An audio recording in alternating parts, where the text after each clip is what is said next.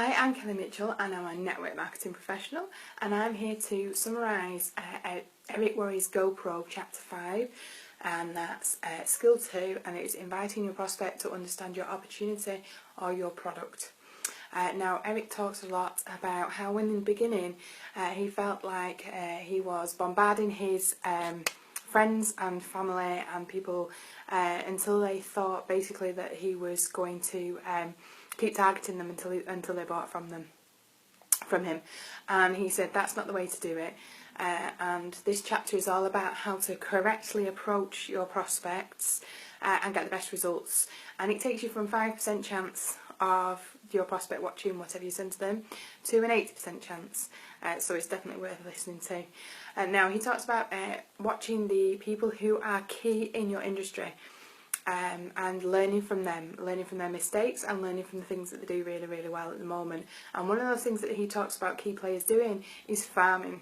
And by farming he means they're going out, they're building relationships, they're making friendships, and they're getting the trust of the person that they're talking to, the prospect that they're talking to. And he said he had a strategy change, and he learned that this business was about educating people and not about getting people to buy or sell to them. And he said, put yourself in the prospect's shoes. If you were that prospect, how would you make you feel? What would make you want to listen to the prospect, and what would put you off? And he talked about us being coaches as opposed to sharks. So we're not there to force anybody into doing anything. We're there to educate them. And if we keep that at the front of everything we do, we're more likely to build those relationships and get that trust. So he also said that what the professionals do is they invite, not pitch to people. So it's not like you've got to have a 60-second pitch that you can throw at people and hopefully they will conform or not. You are inviting them, and you're inviting them to do one of two things. You're either inviting them to an event or you're inviting them to review a tool. Now, events, he says, are the best thing you could possibly do. He sees these as key to our industry. And events are wonderful because they are physical interactions, and you build that trust quite quickly with the prospect.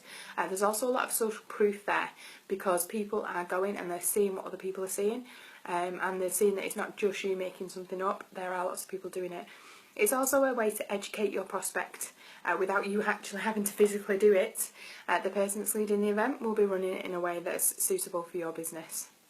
The other thing is you see the support that you get as a distributor firsthand, and they also gain that excitement and they gain that passion that you can see and feel just from being at the event. You all know what it's like if you go to one of your big events that we generally have in network marketing quite regularly.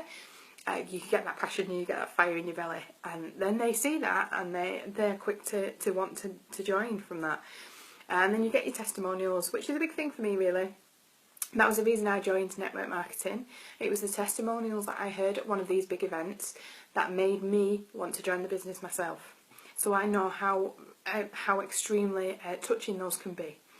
And he also talks about how it can equally be difficult to get people to commit to going to an event, especially if you're not in the business already, in your business. It can be quite hard to maybe tie in your busy schedules. It could be that they don't have childcare, that kind of thing. It can be very, very difficult to get them to do that. So what he was saying is, it can be quite discouraging for a new prospect, for a new distributor to hear, sorry I can't come, or to invite 10 people and only one turns up. So he said the key to building a sustainable large business is to use the tools. Now the tools can be anything from a web link, a video like the one I'm doing now for you. It could be a three-way call with your upline. It could be absolutely anything, any tool that you have at your disposal for your business. And what Eric said was, the important thing is education and understanding, and getting that prospect to have that deep education and understanding at all times. And if you focus on that, your tools will be useful. And in 1990, Eric had a breakthrough in his business, and it came through the form of changing his daily method of operation, his DMO. And what happened was, Eric had suddenly realised that this tool, using this tool, was key to successfully inviting prospects. And his whole team decided to really focus on using that tool and made that the centre of their daily method of operation, their consistency. And basically what they went along to do was invite somebody to watch a video or to look at a review of a tool, followed it up with an event, and then taught others to do the same. And they literally kept their DMO that simple. There was no distractions, and that's all it was. And if you suggest you do what works well for you, develop your own DMO, and then train others to do the same. And for me, keep that consistency day in, day out, and you're on a winner. And he talks about the formula for financial independence, and he says that that's getting a large group of individuals to consistently do a few simple things over an extended period of time. And that will help you sustain your business. Now, there's a few rules that go with this. 4 rules, and the first one is to emotionally detach yourself from the outcome.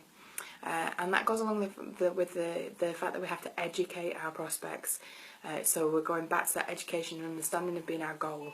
If you take away what the end outcome is, and stop feeling it's your fault, or it's all about you, and you make it about the prospect and their understanding, that's what's key. Number 2 is to be yourself.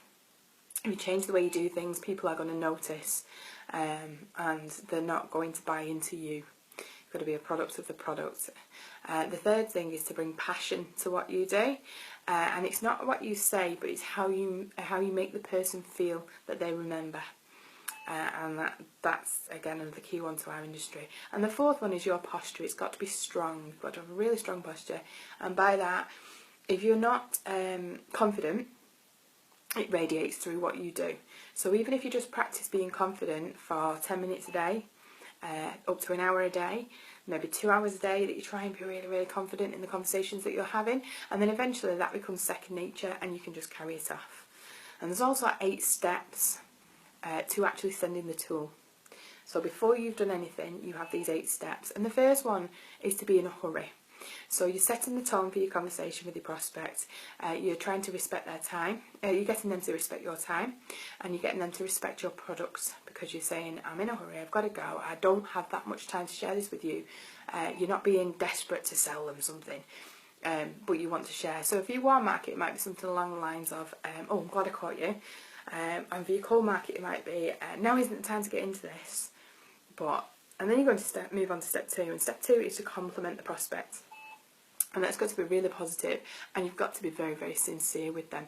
In this day and age, it's very rare that we get compliments from strangers. So you have to be sincere, otherwise they'll see through to you. So if you warm market, it might be something along the lines of, oh, you've always been supportive of me, and I really, really appreciate that. Or for your cold market, it might be, oh, you've really made this an enjoyable experience. Say it's somebody in a restaurant that served you, or somebody that's gone that extra mile. And then the third thing you need to do is make the invitation. Now, there's 3 kinds of invitation that you can make. You can do a direct invitation, which is the opportunity for them. But if you're doing the direct invitation, if you're not a millionaire, they're probably not going to believe you. And your direct invitation would be things like, I have an opportunity that can make you a millionaire. So you've either got to be friends with that person, really, really, really good friends with that person, and they've already got that trust there, or you've got to be a millionaire yourself, and not really going to happen that often. In this business, you can do it. I'm not saying you can't be a millionaire, but to take that direct approach, you need to either be really, really good friends, or probably actually the millionaire already. And so for your cold market, for your warm market, it might say, I have an opportunity for you where you can be a millionaire. In your cold market, do you keep your job opportunities open, your career prospects open? And then the other way is the indirect approach, and that's helping them and giving them and getting them to give you some guidance. So it might be, I need to practice my speech on somebody friendly. Would it be okay if that was you? Or for your cold market, it might be, I've started a business, I think it's okay, but would you mind having a look at it for me? And then you've got your final one, which is your super indirect approach, and that's making the prospect not a prospect. you're saying, who do you know who might want to earn some extra money? Who do you know that wants to look good, feel good and make some extra money? And you're asking them to find you people, basically. And then they might say to you, oh, actually, I need to know more before I can do that. So you say, well, that makes sense. You want to know more before you share it with somebody else. And then when you've got that conversation going, you can use step 4. And step 4 is two phrases, really. If I would you? And Eric said this has turned his business round just by using these 2 simple phrases. And it's so for example, it's, if I would send you a tool, or send you a video link, send you a website, if I would send you some more information, but you have to be quite specific about what information, would you have a look at it, have a read of it, have a watch of it, whatever it may be. And it's quite reciprocal. There's a lot of power in that, and it adds value to your product, value to our opportunity, and is very simple for the prospect to say yes to, really. But again, it's all about that education and understanding. And if they ask for more information from that, you can say, yes, I understand that you might want more information. However, everything that you need is on this tool, PowerPoint presentation, website, whatever it may be that you're sending. And then if they say no after that, then you say, absolutely fine, thanks for listening.